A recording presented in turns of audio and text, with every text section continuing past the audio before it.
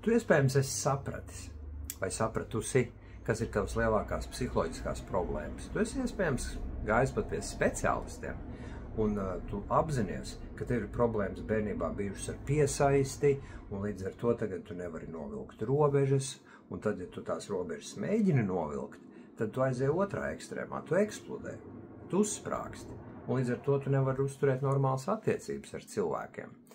Un tu esi pārāk liels empāts vai empātē, un tad tu piesaisti savās attiecībās narcisus, un tu varētu visas šīs problēmas uzrakstīt uz papīra kā garu sarakstu. Bet šeit slēpjas paradoks.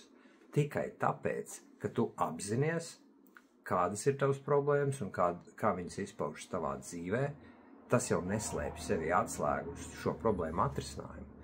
Tu tāpat atkal un atkal reaģē tajā pašā vecajā veidā, jo šīs problēmas ir burtiski iekapsulētas tevī, tavā ķermenī, emociju veidā un tavā zemapziņā, kā šajā automātisko programmu veidā.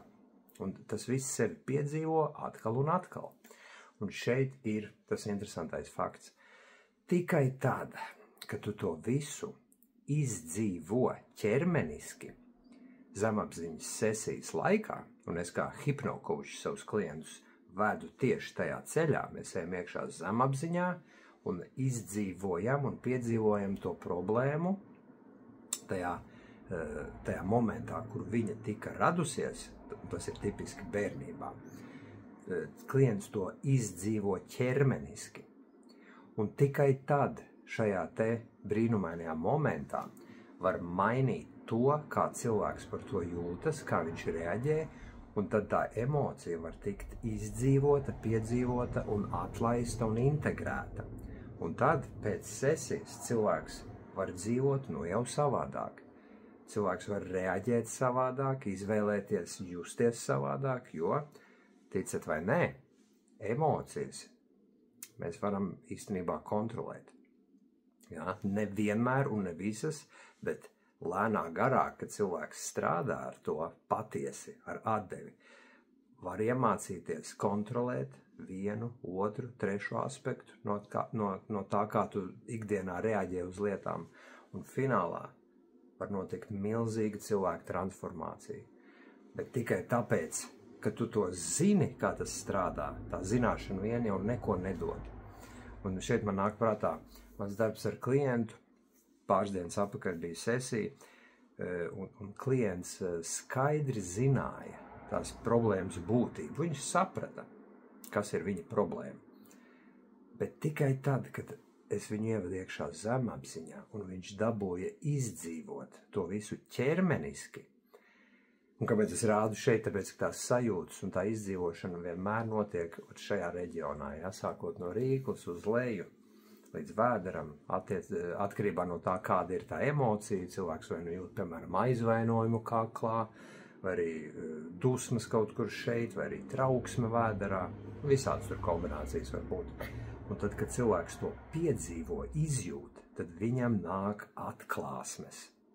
Ķermeniskas atklāsmes pavisam citos līmeņos, un tad viņš pēkšņi saprot tādas lietas, ko viņš apzināti, ar apzināto prātu, ar loģisko saprātu nekad nav sapratis.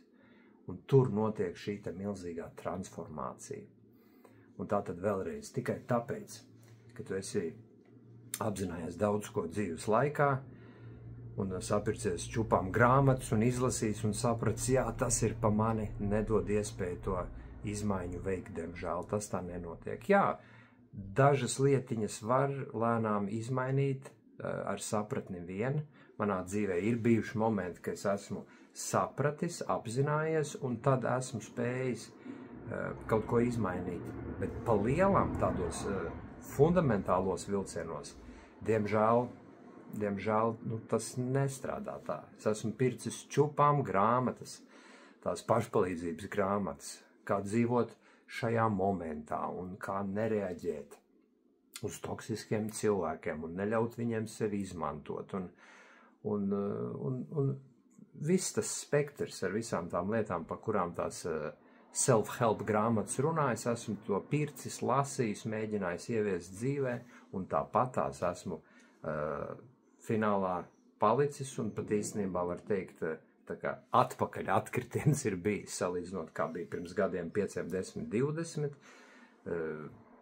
Pavisam nesenā pagātnē, pirms es sāku strādāt ar savu zemapziņu, es biju patiešām diezgan sliktā tādā vietā, ja? Dusmu lēkmes un pārēšanās un stress ļoti liels darbā, un tas viss tika izjusts ķermeniski, tas stresa kamols dzīvoja manī.